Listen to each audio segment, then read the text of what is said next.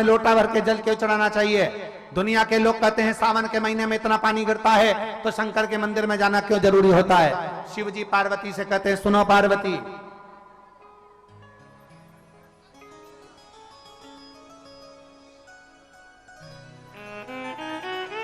सावन के महीने में भगवान शंकर पार्वती से कहते हैं सुनो पार्वती, जब एक भक्त मेरे ऊपर जल चढ़ाने के लिए आता है तब मैं इंद्र को भी कह देता हूं, गरुण और वरुण को भी कह देता हूं, सुनो जब भक्त आए तब पानी मत गिराना, जब भक्त आ जाए तब पानी गिराना। क्यों? समझ में आया? बारिश बरसो, खूब बरसो, पर ऐसी मत बरसो कि कोई आ ना सके। शिव जी कहते हैं बारिश बरसो, खूब बरसो, पर ऐसी मत बरसो कि कोई आ ना सके। और अब शिव जी कहते हैं बारिश बरसो, ऐसी बरसो कि अब कोई जा ना सके। ऐसी बरसो। अब आ गया ना मेरे पास मेरा भक्त, अब आ गया ना मेरा भक्त, मेरे शिवालय में आ गया, मेरी शरणागति में आ गया, मेरे पास आ गया। और जब भोले का भक्त भोले के करीब में आ जाए, बारिश अब बरसो तो ऐसी बरसो कि कोई जा ना सके, जो मेरा हो जाए तो मेरे पास से कभी ना जाए, इसलिए तू बरसते रहे, वो मेरे करीब में बना रहे। ये शिव क्यों घड़ी है? ये शंभू है, ये त्रिकालदर्शी, ये कैलाशी, ये अविनाशी, ये शंकर है। उसको पहचानना कठिन है। यमुना मैया गई, जो उन्होंने गोलोक धाम में दर्शन करा, भगवान का विचार कर लिया कि मुझे पटरानी बनना है भगवान नारायण की, पटरानी बनना है भगवान कृष्ण की, अब करूं तो करूं क्या? यमुना मैया सीधे सबसे पहले माता सरस्वती के पास पहुंची, ब्रह्मणी के पास में पहुंचकर उन्होंने विनती करी, मुझे करूं क्या? मैं कैसे भगवान कृष्ण की, भगवान नारायण की पटरानी बन सकती हूं? आप बताओ, मैं कैसे बन सकती हूं? सरस्वती ने कहा एक ही काम है, गंगा जी के घाट पर जाओ, शंकर जी की आराधना करो। गंगा के घाट पर शिव की आराधना? हाँ। यमुना मैया पूरे मृत्यु लोक में भ्रमण करती करती करती करती प्रयागराज की पवित्र भूमि पर पहुंच गई। और प्रयागराज की पवित्र भूमि पर भीटा की पहाड़ियों में, कहां की पहाड़ी? भीटा।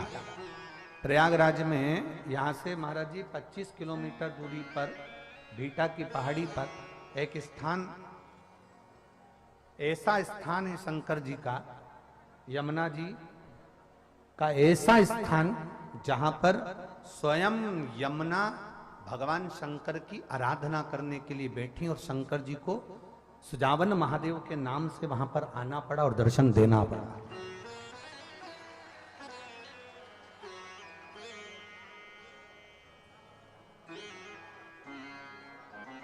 क्या बोलते हैं उसको?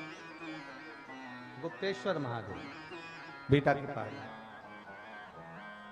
स्थान। यमुना मैया प्रयागराज की पवित्र भूमि पर आ गई और प्रयागराज की पवित्र भूमि पर आकर यमुना जी गंगा जी के घाट पर आराम से बैठकर तप साधना में लीन हो गई। इतनी लीन हो गई, हजारों वर्ष निकल गए पर भगवान भोलेनाथ जी का दर्शन नहीं हुआ। अब याद रखना, जरा बहुत अच्छी बात आपके सामने कहना चाहेंगे, आप स्मरण में लाएंगे और जितने आस्था चैनल पर सुन रहे हैं, फेसबुक यूट्यूब पर सुन रहे हैं, वो ध्यान लगाएंगे, बहुत सावधानी से सुनिए। हजारों वर्ष का तप करिए, शिव जी प्रसन्न नहीं होते। हजारों वर्ष की साधना करिए, शिव जी प्रसन्न नहीं होते। यमुना जी की कथा कर रही है, सुजावन महादेव की कथा कर रही है। भगवान शंकर का तप कर कर कर यमुना जी बहुत वर्ष बीत गए पर भगवान प्रसन्न नहीं हुए। तुम भी 1000 वर्ष तक नेत्र बंद कर कर साधना लगा कर बैठ जाओ, शिव जी नहीं प्रसन्न होंगे। तुम वन में जाकर बैठ जाओ, महादेव प्रसन्न नहीं होंगे। 1000 वर्ष तक तप करो, महादेव प्रसन्न नहीं होंगे। यमुना जी को लगा कि मेरे तो महादेव प्रसन्न नहीं हो रहे, मैं करूं तो करूं क्या। उसी समय उन्होंने गंगा जी का ध्यान किया। यमुना जी ने गंगा जी के हाथ जोड़े, हे गंगा मैया, गंगा मैया आप कृपा करो, हमें बताओ महादेव कैसे प्रसन्न होंगे।